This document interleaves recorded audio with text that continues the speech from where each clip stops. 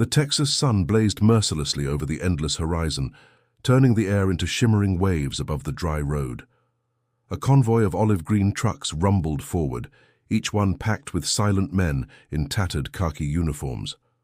Dust rose like smoke behind the wheels, clinging to everything: skin, rifles, and fear. Captain Robert "Bobby" Hayes rode in the front cab, his Stetson pulled low to shield his eyes. The smell of sweat and diesel filled the air, mingling with the faint scent of mesquite carried by the wind. He had grown up on these plains, breaking horses and mending fences long before the army drafted him. Now he was heading home again, but not as a son of Texas. He was a warden. The sign on the roadside read, "Camp Hearn, Military Zone." Behind the barbed wire, waiting guards stood in dusty boots and cowboy hats, rifles slung loosely over their shoulders. When the trucks halted, the prisoners climbed down under the glaring sun. They were Japanese, young, exhausted, their faces expressionless yet alert. Some squinted at the wide expanse of land.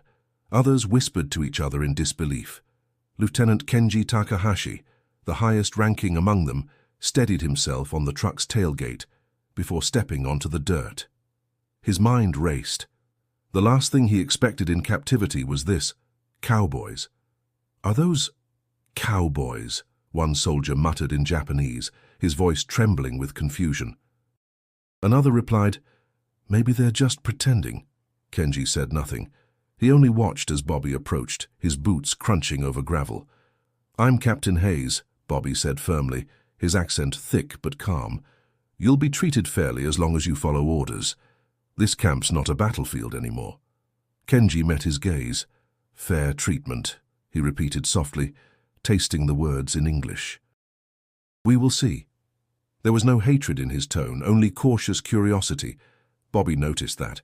He'd seen prisoners before, defeated, broken, but these men carried a strange dignity, even behind the wire. Sergeant Walter Crow, standing nearby, spat into the dust.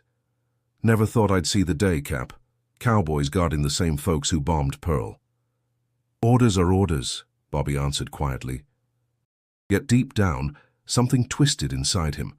The war had stretched far beyond oceans, and now it lived here in his backyard. As the afternoon wore on, the heat thickened, and the camp echoed with the sound of hammering, shouting, and marching boots. The Japanese soldiers were assigned tents, their movements precise and silent. Bobby watched them work, remembering the hands of ranchers he once knew, strong, careful, never wasted emotion. The sight unsettled him. That night, as the sky bled into indigo and cicadas began their chorus, Bobby wrote in his notebook by lantern light, "They look at us as if we're the strange ones, maybe we are." He paused, staring at the stars that stretched forever across the Texan dark. He thought of his sister, Mary Ellen, and her last letter asking if the war had changed him. He didn't know how to answer. The world seemed upside down, Japanese men behind fences, cowboys as guards, and the smell of cattle mixing with gun oil. Bobby closed the notebook and looked toward the rows of tents where quiet murmurs in another language drifted through the night. He felt an unfamiliar pull. Not pity, not fear, but something closer to understanding. Maybe, he thought, this war isn't about enemies anymore. And as the lantern flickered out, the wind carried a strange harmony, the whisper of two worlds forced to share the same horizon. The morning began with a sound that didn't belong to war. Boots scuffing over dry dirt, spurs jingling faintly, and the lazy whistle of a guard herding men toward roll call.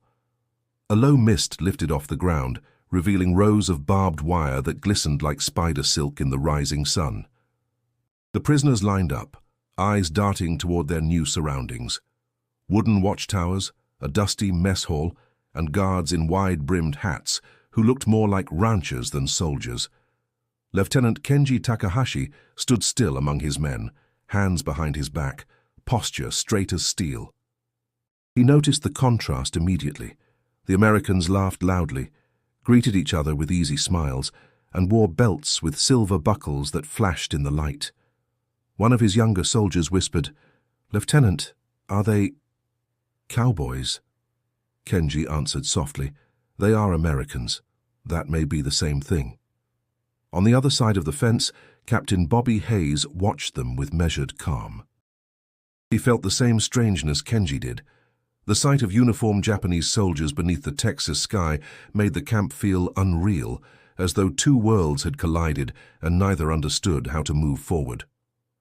Sergeant Walt Crow strode by, tipping his hat back. "They keep staring, Cap," he muttered. "Can't tell if they're sizing us up or trying to figure out the hats." "Maybe both," Bobby replied. "Just keep it steady, Walt. No need for showing off." But showmanship was part of Walt's nature. He chewed on a straw and leaned against the fence, meeting the curious gazes from the other side. "Howdy, fellas," he called, voice dripping with amusement. "Welcome to Texas."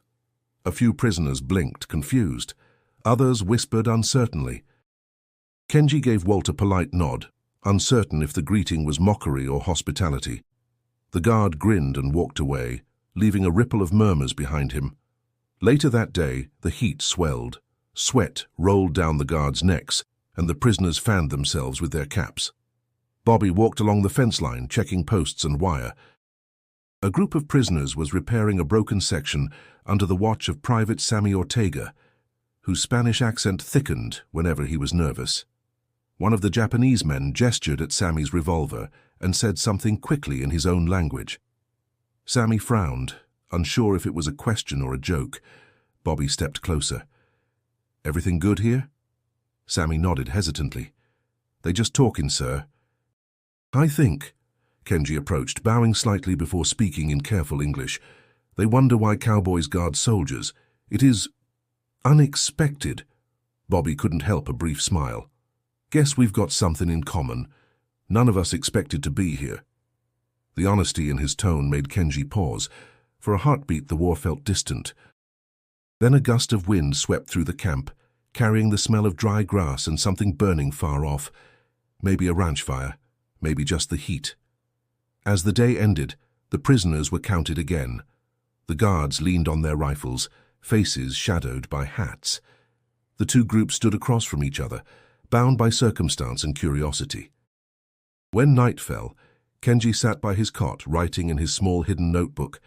"Our captors wear cowboy hats and speak with laughter. I do not know if this makes them softer or stronger. But I feel watched not by enemies, rather by men who live under a sky too wide to hate." Outside, Bobby walked the perimeter under starlight, unaware that both men had begun to wonder the same thing, what it truly meant to be the one standing guard. The days stretched long under the Texas sun, each one blurring into the next. The war felt far away, but its shadow lingered over every movement inside the camp. Captain Bobby Hayes sat on a wooden crate outside his quarters, a crumpled letter in his hand. The envelope bore his sister's neat handwriting, smudged by travel and time.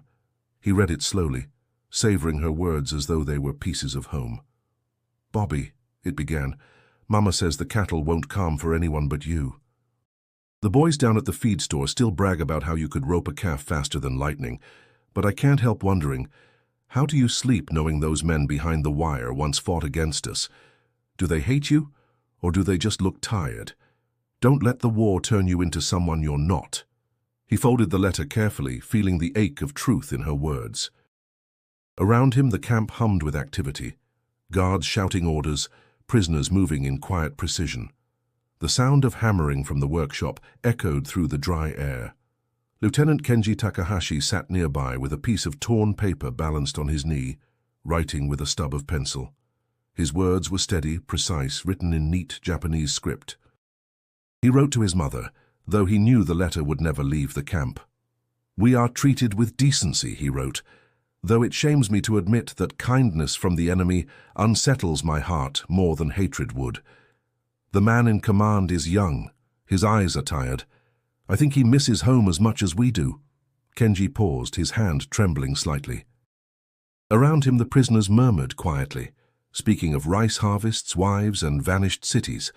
He wondered what had become of his own home in Yokohama, and whether his younger brother still believed in the same emperor who had sent them here. In the guard tower, Sergeant Walt Crow watched the camp below, chewing on a toothpick. "Cap's got himself a letter again," he muttered to Sammy Ortega, who stood nearby. "Bet it's from that sister of his. She's the one always telling him to go soft on these fellas." Sammy smiled faintly. "Maybe she's right," he said. "They ain't fightin' now. They're just, stuck." "Yeah, well," Walt grunted. "So are we." Bobby looked up from his letter and caught sight of Kenji writing in silence. For a moment, their eyes met across the dusty yard. There was no animosity in that look, only mutual recognition. Two men from opposite sides of the world, both writing to people they might never see again. As the evening cooled, the camp fell quiet, except for the steady hum of insects. Bobby sat on his bunk thinking of Mary Ellen's question. "How do you sleep?" He didn't know. Every time he closed his eyes, he saw the faces of men who no longer had homes to return to.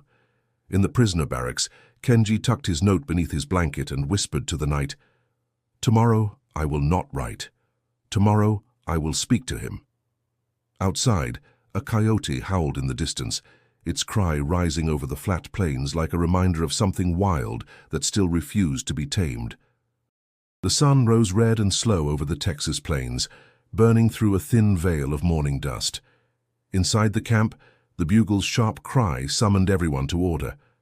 By now, the rhythm of captivity had set in, marches, work assignments, meal times, but something subtle was changing. The tension that once hung thick between guards and prisoners had begun to thin, replaced by something quieter, something closer to understanding. Captain Bobby Hayes stood beside the gate, clipboard in hand, as groups of Japanese prisoners were sent out to work. The army had signed contracts with nearby farmers, labor in the fields, fence repair, and clearing brush. It wasn't much different from ranch work, and that made it feel oddly natural to Bobby. He watched as the prisoners formed neat lines, tools slung over their shoulders like rifles. "Never thought I'd see enemy soldiers fixing fences in my home state," Sergeant Walt Crow muttered beside him. "World's gone strange." Bobby's gaze followed an older man among the group, his steps slower but deliberate. "That one there, what's his name again?" Private Sammy Ortega glanced at the roster. Hiroshi Ito, carpenter, I think," Walt grunted. "Well, let's see if his fancy skills work on Texas wire." Out in the open fields, the wind carried the smell of sage and dry soil. Hiroshi Ito kneeled by a post, inspecting it with a craftsman's eye. He motioned for the younger men to hand him pliers, then began tightening the wire with surprising strength. The guards watched from a distance as the old man worked, careful, patient, efficient. Bobby approached slowly. "You've done this before?" he asked. Ito looked up, squinting under the sun. His English was halting, but his tone was calm. "Wood, not wire." "But at same hands." He smiled faintly and went back to work. Something about that answer stuck with Bobby. He turned to Sammy. "Tell him to make it the way he thinks best. No need to rush." Sammy translated, and the old man nodded, grateful. Within hours, the section of fence looked sturdier than any other in the camp. When Walt came by to inspect it, he let out a low whistle. "Well, I'll be damned. That's cleaner than what I built last spring." Later that afternoon, the heat pressed down harder. Sweat darkened every uniform. The prisoners kept working, some humming softly, their rhythm in sync with the creak of wire and the scrape of shovels. Bobby found himself studying their movements, not as prisoners, but as men shaped by labor, discipline, and pride. When the shift ended, Hiroshi approached Sammy and said something in Japanese. Sammy translated with a grin. "He says if we had better posts, the fence would last longer than your patience." Even Bobby laughed, and the sound startled everyone nearby. For the first time, laughter crossed the wire without feeling dangerous. That night, the guards sat on the barrack steps, boots kicked off, talking quietly. Walt shook his head. "You ever think maybe these fellas ain't so different from us?" Bobby looked out toward the camp, where faint voices still murmured in the dark. "Maybe different flags don't make different men," he said softly. Far inside the compound, Kenji Takahashi watched Hiroshi carving a small horse from scrap wood, his hands steady even in the dim light.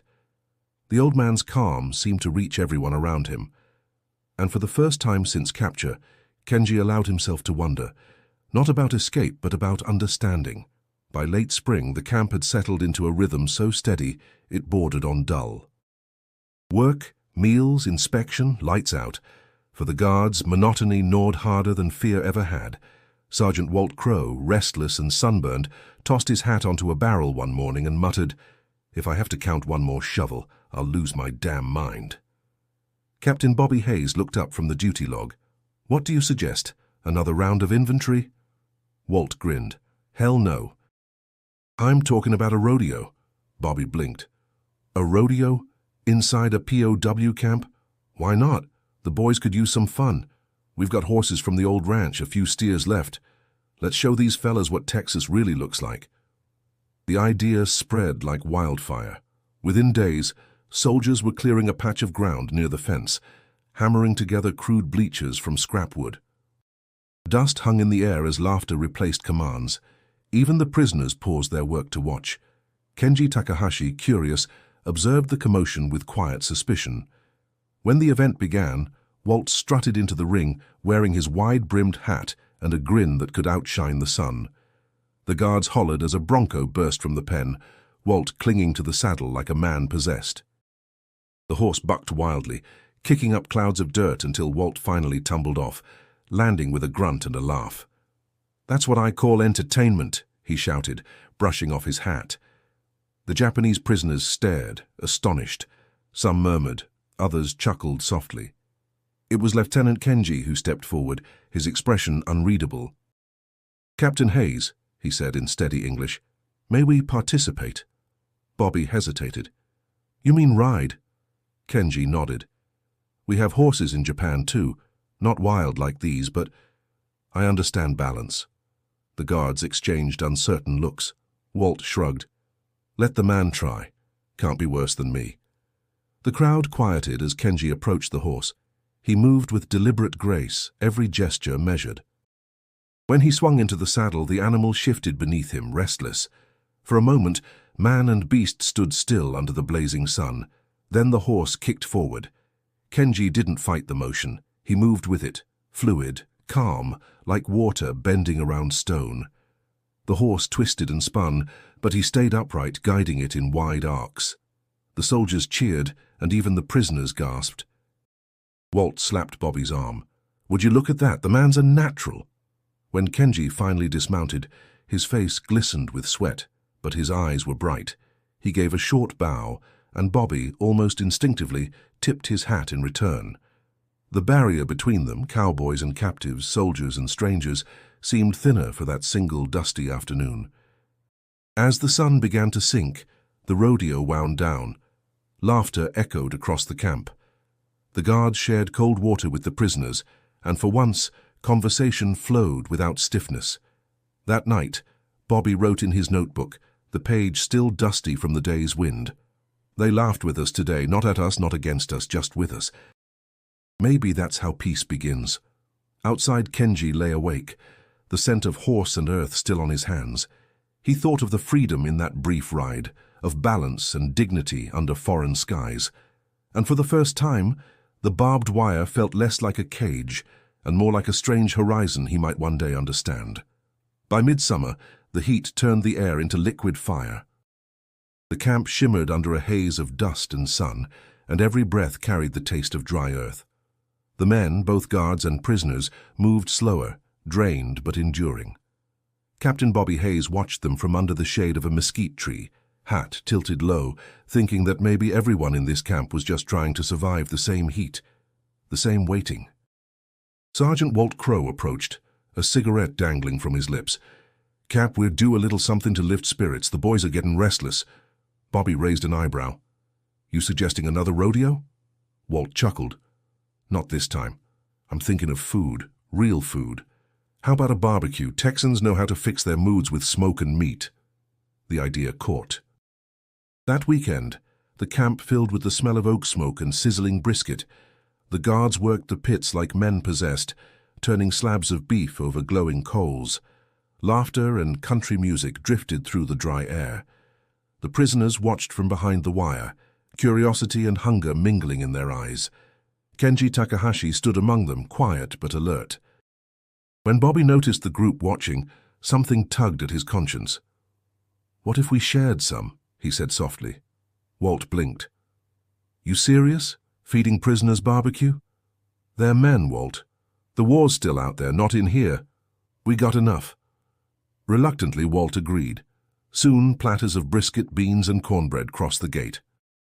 The prisoners hesitated at first, uncertain whether it was a trick or a test, but when Hiroshi Ito took the first bite, his expression softened, eyes closing as if the smoky flavor carried him somewhere far away. The others followed. Kenji approached Bobby, holding a small tin wrapped in cloth. "We have food too," he said carefully. "Garden, vegetables." Pickled. He handed over the tin and Bobby opened it. Rice with slivers of cucumber and something tangy that smelled faintly of vinegar and sea. Bobby took a cautious bite. "That's good," he admitted, surprised. Kenji smiled faintly. "Our food tastes of home. Yours tastes of land. Both honest." The men sat on opposite sides of the fence, eating in silence broken only by murmurs of gratitude. The smoke rose into the wide Texas sky, blending the scent of beef and rice in the wind. Walt eventually joined, grumbling as he accepted a small bowl from Sammy. "Well, I'll be," he muttered after tasting it. "Ain't half bad. Little salty, though." Kenji chuckled. "American food, too much smoke." Bobby laughed, a full, unguarded laugh that startled even him. "Fair point, Lieutenant." As the day waned, the laughter lingered longer than expected. For a brief moment the fence seemed invisible, the war an echo from some faraway place. That night, Bobby sat by the dying embers of the fire, writing a reply to his sister's latest letter. "Mary Ellen, you once asked if I could still see good in people. Today I did. It came dressed in a uniform I once feared.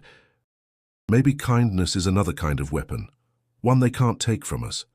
He looked toward the camp where the faint glow of lanterns shimmered beyond the wire. And though he wouldn't admit it out loud, he felt that for the first time, something like peace had shared his table. The first crack of thunder rolled across the plains like a cannon, startling both guards and prisoners alike. By dusk, the sky had turned a bruised purple, swollen with clouds that promised chaos. The wind picked up, bending the tall grass and rattling the barbed wire until it sang with tension. Captain Bobby Hayes stood at the edge of the compound, eyes squinting against the dust. "Get those tools inside," he shouted to a nearby detail. "And secure the fence line before we lose half of it." Private Sammy Ortega ran toward the storage shed, his uniform already soaked by the first heavy drops of rain. Behind the fence, the Japanese prisoners scrambled to tie down tarps and shelter supplies. Lieutenant Kenji Takahashi barked orders in rapid Japanese, his voice cutting through the rising wind. Even now, his discipline didn't waver. The storm hit with full force. Rain slammed against the earth in blinding sheets, turning the camp into a blur of mud and panic. Lightning carved the sky, and for a heartbeat, everything flashed white. A section of the outer fence groaned under the wind's assault, posts cracking like dry bones. "Hayes!" Walt Crow's voice cut through the roar. "We've got wire down on the east side," Bobby cursed under his breath. "Grab the searchlights and a crew, move!" They sprinted through the muck, boots sinking deep. The rain stung their faces, the cold biting through fabric. When they reached the fallen section, Bobby's stomach sank. The wire lay twisted, 2 posts snapped, and a muddy trail led into the darkness beyond. "One's gone," Walt said grimly. Bobby's jaw tightened. His first instinct was to call the alarm, to flood the camp with lights, send out dogs, raise chaos. But he hesitated. The storm was too violent. The men were exhausted. Chasing through miles of dark prairie would risk lives on both sides. Kenji appeared suddenly, rain streaming down his face. "Who escaped?" he demanded. Bobby met his eyes. "So you tell me." Kenji's expression hardened. "If one of mine has broken honor, I will bring him back." Bobby shook his head. "You're not leaving this camp, Lieutenant. I'll handle it." "You will not find him," Kenji said flatly. "He will not come back to chains." Thunder drowned out their argument. Bobby turned away, scanning the black horizon. The wind howled like a living thing. For a long moment he said nothing. Then quietly, almost to himself, "Maybe he'll come back on his own." Walt stared at him. "You're letting him go." "I'm letting the storm decide," Bobby answered. They repaired what they could through the night, lightning illuminating their faces in harsh white flashes. By dawn, the storm had passed, leaving behind broken branches, flattened tents, and the acrid smell of wet earth. The escaped man had not returned. Bobby stood by the fence, soaked and silent. Kenji approached slowly, his uniform stained with mud. "You could have sounded the alarm," he said.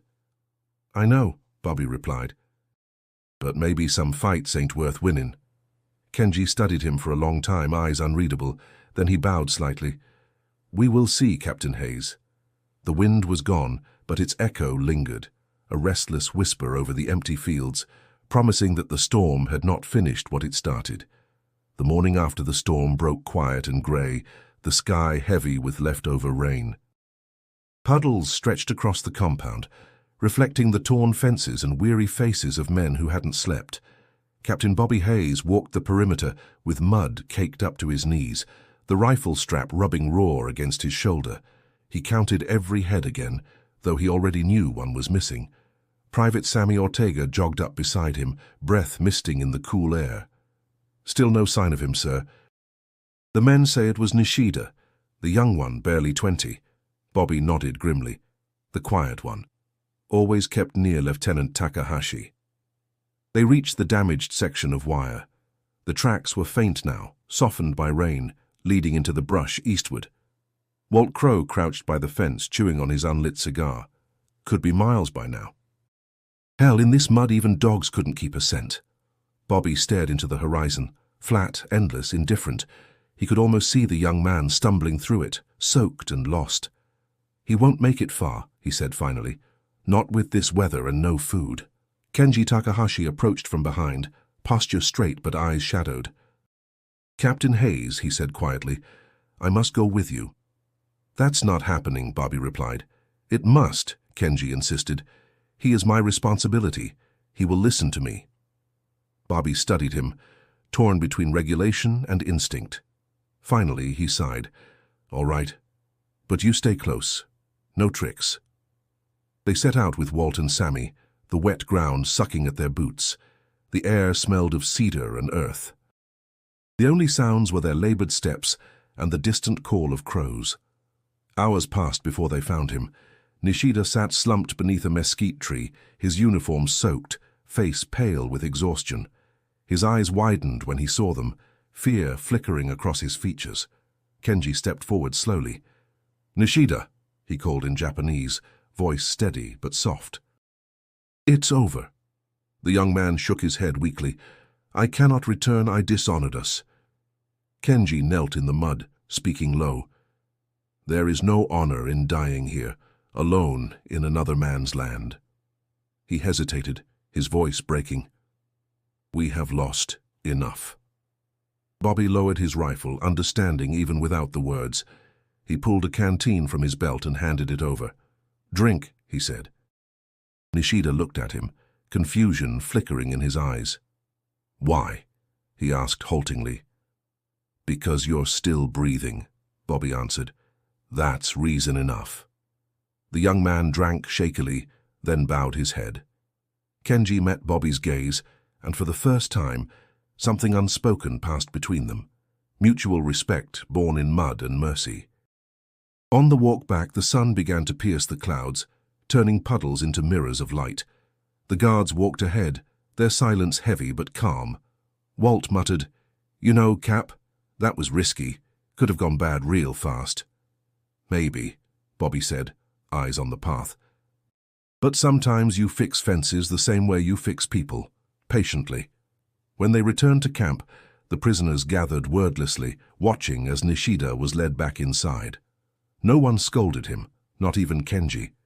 Instead, there was only silence, a strange, reverent quiet that seemed to reach every corner of the compound.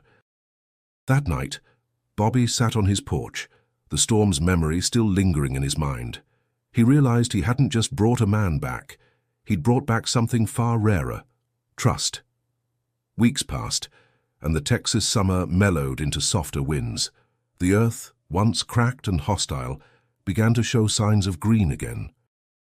Within the camp, the same quiet change took root, small gestures, fleeting nods, a rhythm of coexistence that neither side had expected, but no one dared question. Captain Bobby Hayes noticed it first in the mornings. The prisoners no longer avoided the guards' eyes. They met them. There was no challenge, only recognition.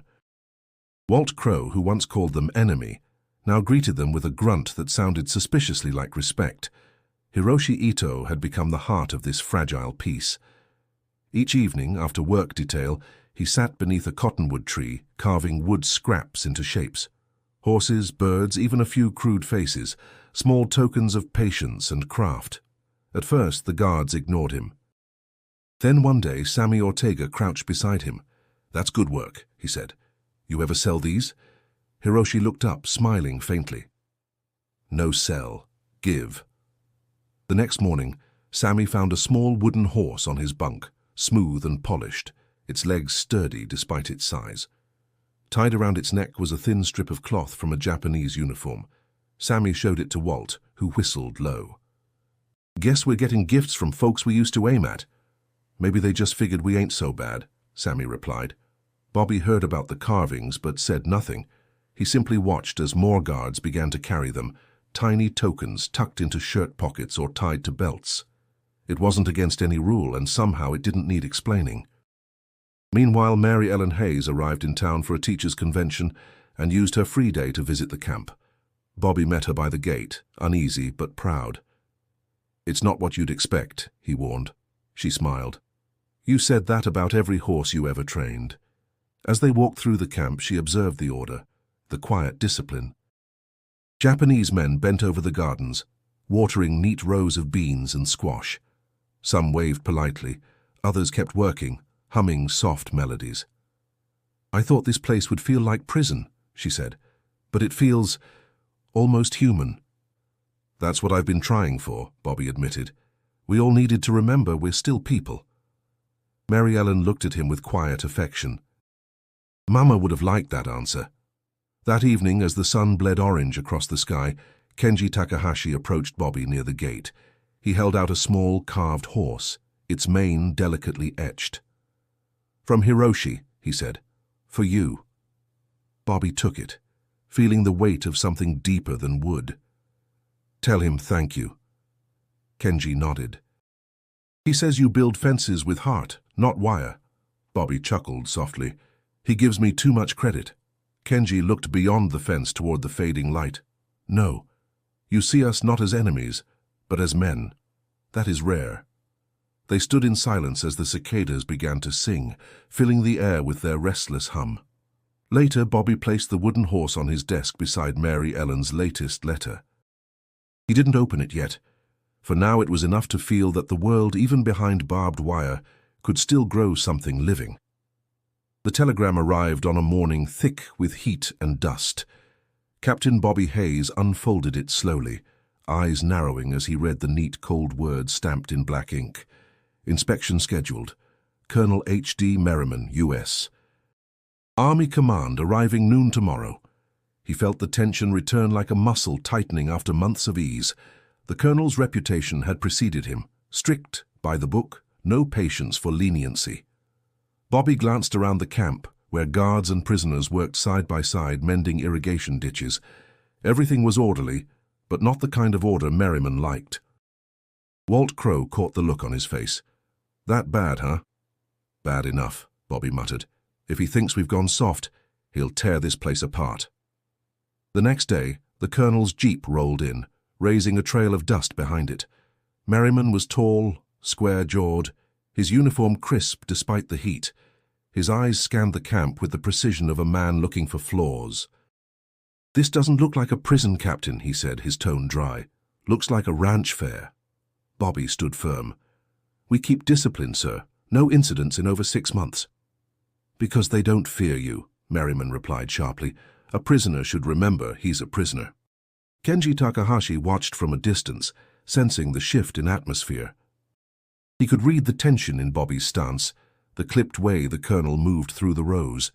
Soldiers straightened, prisoners went silent. It felt as though months of fragile peace were being squeezed out of the air.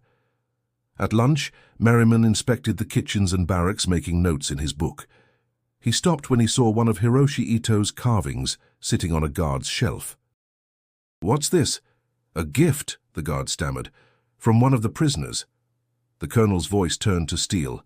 "Remove it, immediately." He turned to Bobby. "You've blurred the lines, Captain. Sympathy breeds weakness." Bobby clenched his jaw, but said nothing.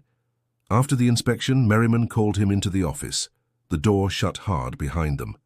"I'll be submitting a report," the colonel said. "This facility's discipline is compromised. I'll recommend reassignment if this continues." "You can do that," Bobby said quietly. "But you won't find a better-run camp. Not one without violence, not one without hatred." Merriman's expression didn't change. "War isn't about comfort, Hayes, it's about control." When he left, the air seemed heavier. Walt found Bobby later, leaning against the fence with his hat low. "Don't let that bastard get to you," Walt said. "We're doing right by these men." Bobby nodded, but his voice was distant. "The army doesn't care about right, Walt. It cares about rules." That night, Kenji wrote in his hidden journal, "Today, the wind changed. I saw fear return to men who had forgotten it." The American colonel looked at us and saw animals in need of cages. Captain Hayes looked at him and said nothing, but his silence shouted louder than any order. As lights went out across the camp, Bobby sat awake, staring at the carved horse on his desk. The colonel's words echoed in his mind, heavy as thunder. Sympathy breeds weakness. But he couldn't believe it. Not after all they had built. Still, he knew. Storms don't always come from the sky. Some arrive wearing medals. The camp had never felt so tense. Even the wind seemed to move carefully, stirring the dust without daring to lift it. Since Colonel Merriman's visit, everything had changed. Extra roll calls, stricter patrols, and new orders that scraped against the fragile trust Captain Bobby Hayes had built. The laughter was gone. The quiet rhythm shattered. Walt Crowe complained the loudest. "Cap, this ain't right," he said one morning while checking the perimeter. "They're working harder than ever, and for what? Ain't been a lick of trouble in months."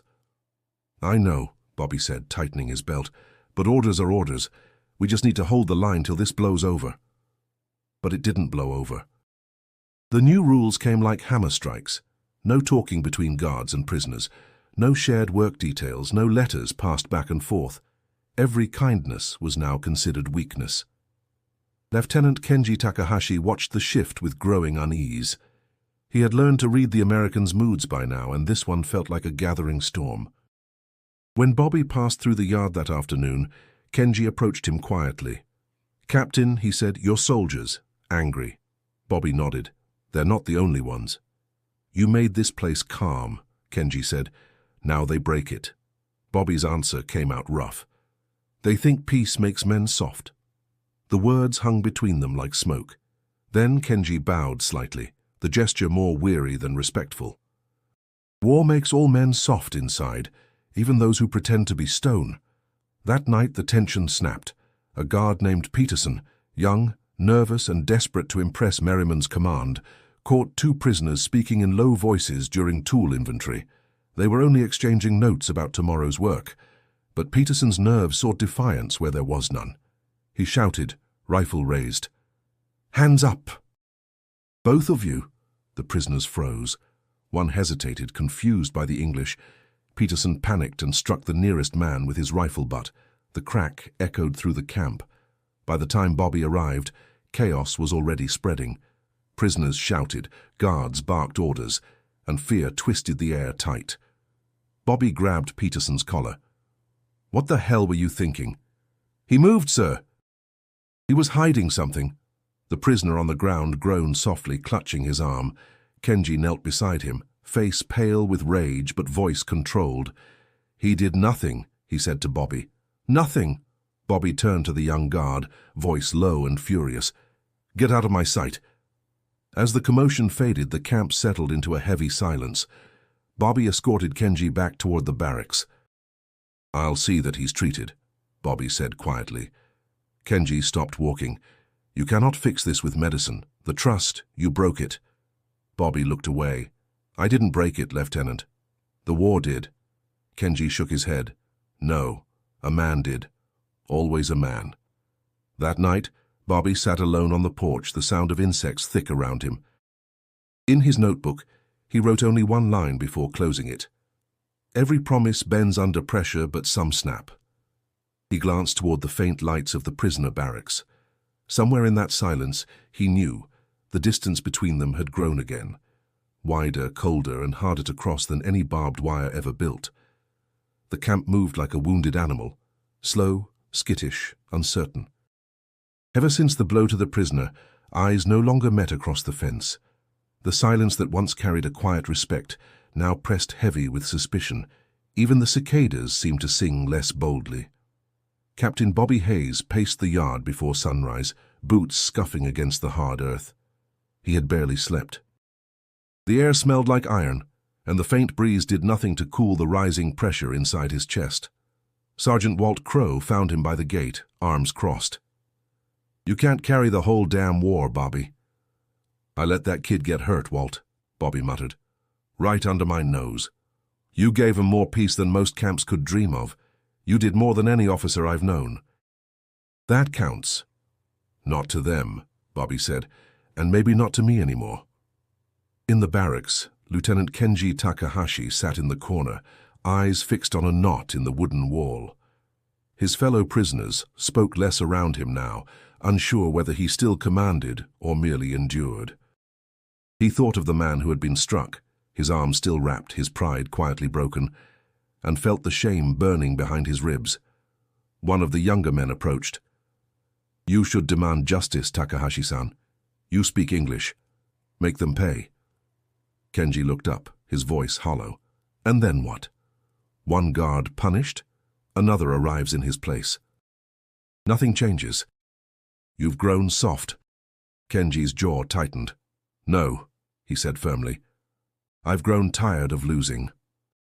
Later that afternoon, Bobby walked into the workshop where Hiroshi Ito was once again carving silently. The old man didn't look up. Bobby reached into his pocket and pulled out the small horse Hiroshi had given him weeks earlier. He placed it gently on the table. "I don't deserve to keep this," Bobby said. Hiroshi looked at the figure, then at Bobby. "You kept it. That is enough." The words hit harder than Bobby expected. That evening, Bobby requested to meet with Kenji alone.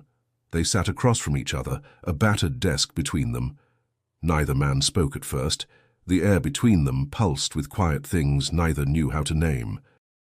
"I failed you," Bobby began. Kenji's voice was steady. "You followed orders. I should have questioned them sooner." Kenji studied him carefully. "And if it had been one of your men struck by mine?" "I'd have wanted justice," Bobby admitted, "but maybe not vengeance." Kenji nodded. "Then we are the same."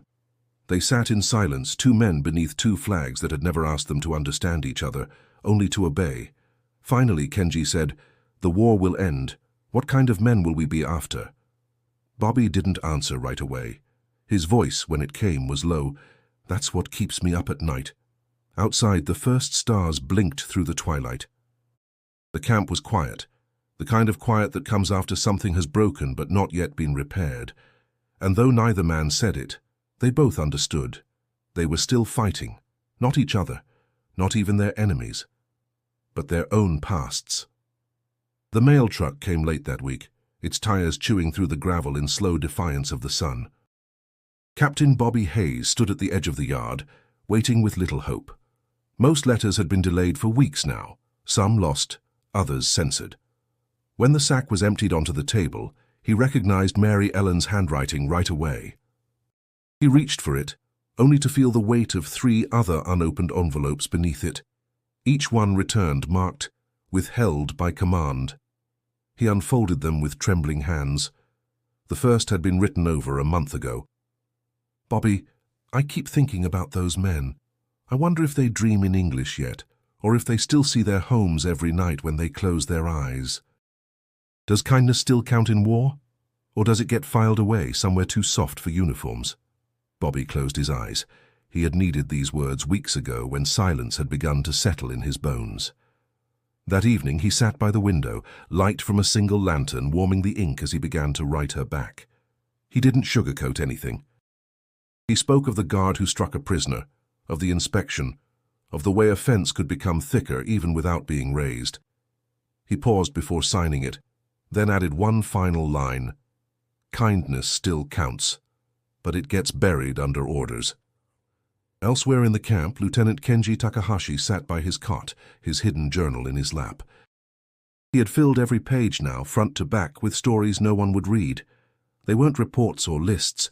They were memories of the storm, of the barbecue, of the way Captain Hayes had looked at him after the escape. He picked up a blank scrap of paper and wrote a new entry, addressed this time to no one.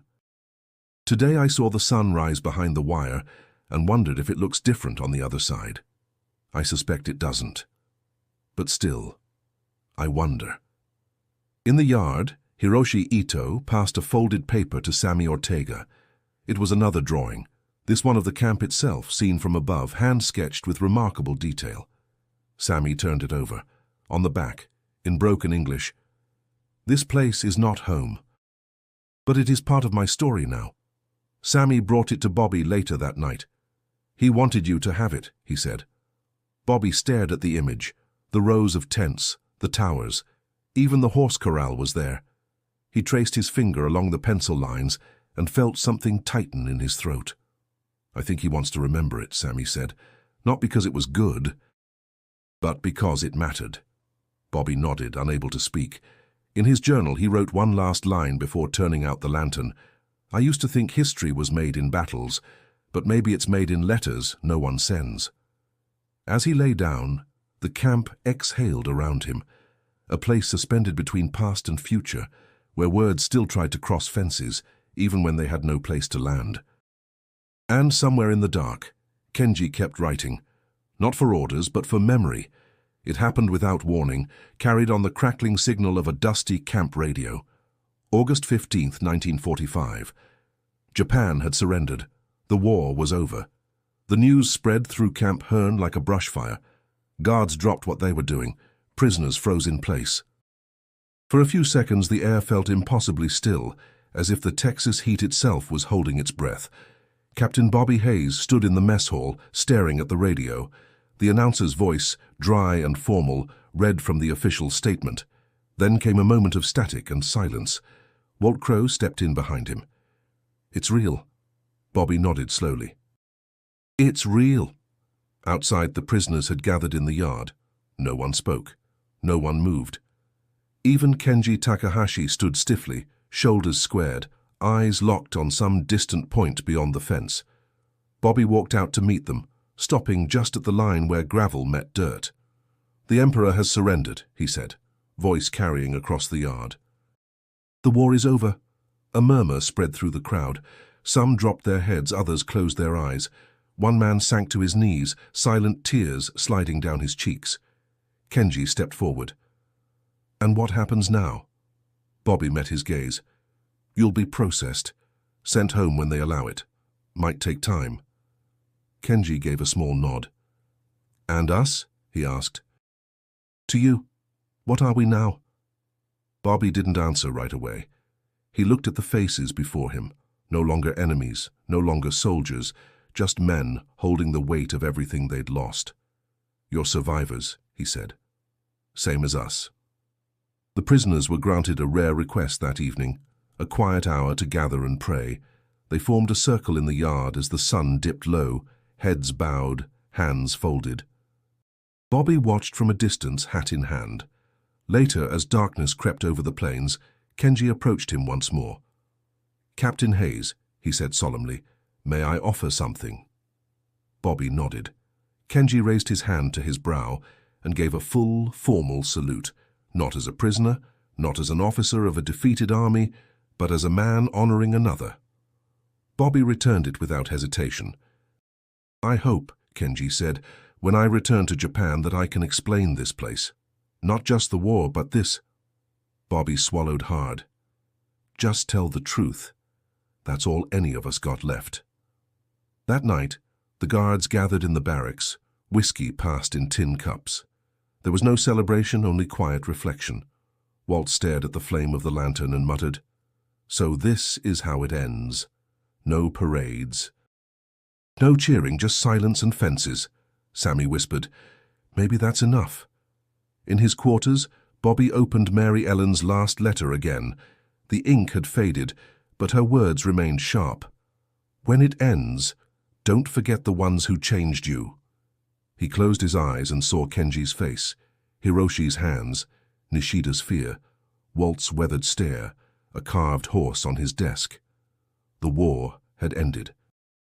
But the memory of it, of those men, of that wire, of that sunburnt patch of Texas, was just beginning to take root. The last truck pulled out of Camp Hearn under a pale morning sky. Dust rose behind it, curling into the air like breath. The prisoners were gone, shipped out in quiet groups over the course of weeks, most bound for processing centers before being returned to a homeland many hadn't seen in years. Captain Bobby Hayes stood alone by the fence, boots anchored in the dirt that had once held rows of tents now flattened. Silence covered everything. No voices, no hammers, no footsteps. The guard towers were empty. The gates hung open. Walt Crow found him there, hat in hand. "Feels strange," he said, "like the world stopped humming." "It has," Bobby replied. They walked through what remained of the camp, faded chalk marks on the wood, scraps of cloth, a tin cup left near the garden. The air smelled of memory, smoke, earth, and sweat. In the empty workshop, Bobby found it. A small wooden horse carved with care, left precisely in the center of the table. It wasn't like the others. This one was polished, detailed, deliberate. Etched beneath the base, in neat English letters, was a single word: friend. Bobby turned it over in his hands, running his fingers along the smooth grain. For a long time he said nothing. Then quietly, "He wanted me to find this." Sammy Ortega appeared in the doorway, a satchel slung over his shoulder. "We all did, sir. We all learned something here." "Too bad the folks up the chain won't care," Walt muttered. "They will one day," Bobby said, "or their kids will." Back in his quarters, Bobby packed slowly. Among his things, letters from Mary Ellen, a folded drawing from Hiroshi, the wooden horse, and a worn notebook filled with the story no one else had lived quite the same way. As he closed his trunk, Mary Ellen's last words echoed in his mind: "When it ends, don't forget the ones who changed you." Outside, the prairie wind stirred the grass gently, carrying no war, no orders, only the promise of what came after. Before stepping into his truck, Bobby walked once more to the center of the now empty yard. He placed the wooden horse on the fence post and looked out toward the horizon. "Safe travels, Lieutenant," he murmured, "wherever you land." He stood a while longer, until the light shifted and the heat began to rise. Then he turned and drove away, the dust trailing behind him, just like the memory of every moment that had unfolded on that soil. Somewhere far off, a boat would carry Kenji home. Somewhere else, Hiroshi's carvings would be handed down like talismans. But here, in Texas, in a camp once split by war, something had been left behind that no document or medal could measure: respect. And as we close this story, one of fences and mercy, of sweat and silence, of cowboys and prisoners who became more than strangers, remember this: peace isn't always born in treaties. Sometimes it's carved gently by hand. If you've made it this far, don't forget to subscribe to the channel for more powerful, true stories that history nearly forgot. And if this one moved you, click the video on screen now to hear what happened in another camp, on another continent, where unexpected bonds changed the course of lives. History isn't just about nations, it's about people,